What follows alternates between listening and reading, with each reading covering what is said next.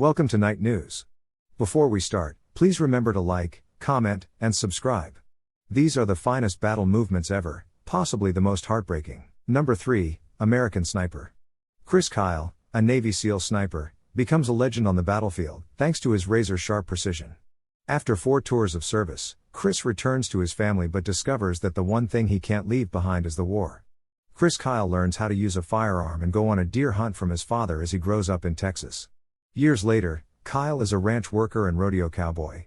One day, he arrives home early to discover his fiancée having an affair with another guy. When he is discussing it with his brother after telling her to go, he discovers TV footage of the 1998 U.S. Embassy bombings and decides to join the Navy. He meets the requirements for special training and joins the U.S. Navy SEALs as a sniper. At a pub, Kyle meets Taya Studebaker, and the two quickly get hitched.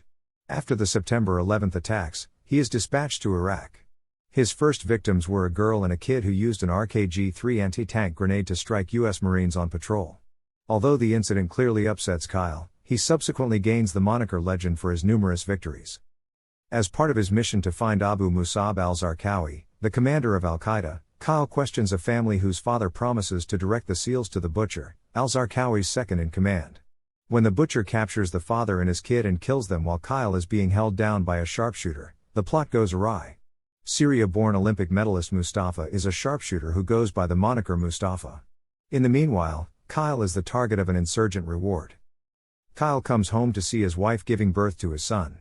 His attention is diverted by thoughts of his time in the military and by Taya's fear for their relationship. She would rather that he concentrate on his house and family. After finishing his second tour, Kyle is given the position of Chief Petty Officer. He participates in a gunfight with the Butcher and aids in his death.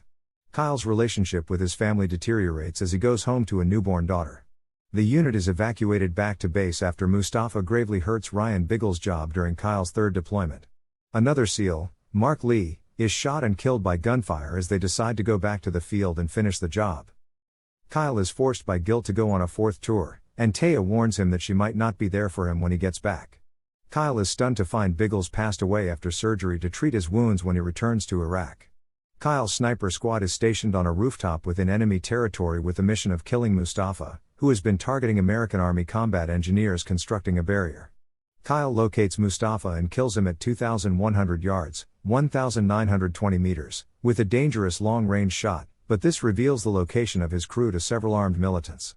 Kyle phones Taya sobbingly in the middle of the gunfire and tells her he is ready to go home as they are running out of ammo. He gets hurt and nearly left behind during a chaotic escape that is made possible by a sandstorm. Kyle is questioned by a Veterans Affairs doctor about whether or not he is tormented by all he did during the war after returning home, on edge and unable to properly integrate into normal life. The doctor urges him to assist seriously injured veterans at the VA hospital when he says that all the guys he couldn't save haunt him. Kyle then gradually starts to adapt to family life. Years later, on February 2, 2013, Kyle bids his wife and children farewell before departing in a cheerful mood to spend time with Eddie Ray Routh, a veteran dealing with PTSD, at a shooting range. An on-screen subtitle states that Kyle was slain by Routh on that particular day, and then old footage of mourners lining the road for Kyle's funeral procession is shown. There are more people seen during his memorial service. Number 2. Lone survivors. Many Marines, as well as other civilians who are said to have helped the American troops in Afghanistan, were killed by Ahmad Shah, a local Taliban chieftain in the Korangal Valley. Shah must be taken prisoner by a squad of Navy SEALs led by Michael Murphy, Matthew Axelson, Danny Dietz, and Marcus Luttrell. The 4-man squad is inserted overnight by helicopter and moves in the direction of Shah's last known position. The crew is working in a hilly area, making it difficult to communicate with Jabad. Despite the fact that the squad has identified Shah, they are found by nearby peasants, one of whom is toting a walkie-talkie. The SEALs discuss whether to execute the villagers since they think they support the Taliban. Murphy gives the order to liberate them. The group continues up the slope with the intention of abandoning their purpose and leaving. However, the locals inform the Taliban of the SEALs' worries, who then chase the crew. Despite having an early edge, the Taliban troops' sheer numbers start to overpower the SEALs and their location. When the SEALs are forced to leap into a ravine, they have little option but to do so, but an RPG explosion throws them off balance. The surviving SEALs feverishly attempt to rally support after Dietz is killed. Although he is murdered soon after, Murphy mounts the cliff to get a clean signal that eventually notifies the QRF. Despite the two Chinook helicopters flying in without Apache assistance, the QRF scrambles to the SEALs' help. Luttrell and Axelson are momentarily cheered by the arrival of reinforcements, but they are unable to stop one Chinook from being shot down by an RPG. Luttrell and Axelson are left on their own when the second fails. Axelson is fatally surrounded by Taliban militants after already suffering severe wounds from the combat. Luttrell is also found, but he escapes after surviving an RPG assault and spending the night hidden from his assailants. When Muhammad Gulab, a nearby Pashtun, comes upon Luttrell wandering alone, he has just happened over a little brook. Gulab takes care of the injured and worn-out Luttrell and conceals him from the Taliban in his house. He also dispatches another villager to the closest American outpost to inform them of Luttrell's whereabouts. Shah comes in the hamlet with plans to kill Luttrell, but the locals push back. Shah departs, but later comes with a number of Taliban assailants and starts fighting the civilians. Mid-battle, Rangers come and extract Luttrell, who also praises Muhammad for his help. During a 4-minute montage, images of the actual Luttrell, Gulab, and the soldiers killed during the operation are seen. An epilogue explains that the Pashtun villagers chose to assist Luttrell as part of a long-standing code of honor known as the Pashtunwali. Number 1. Unbroken. Louis Zamperini is flying as a bombardier on a United States Army Air Force's B-24 Liberator when his aircraft is destroyed in battle and a number of the crew are injured during an April 1943 bombing mission against the Japanese-controlled island of Nauru. Despite a burst tire, the pilot manages to bring the airplane to a halt at the end of the runway. When Louis was a young Italian-American child growing up in Torrance, California, he misbehaved by stealing, drinking alcohol, and smoking. Others often make fun of him because of his Italian heritage.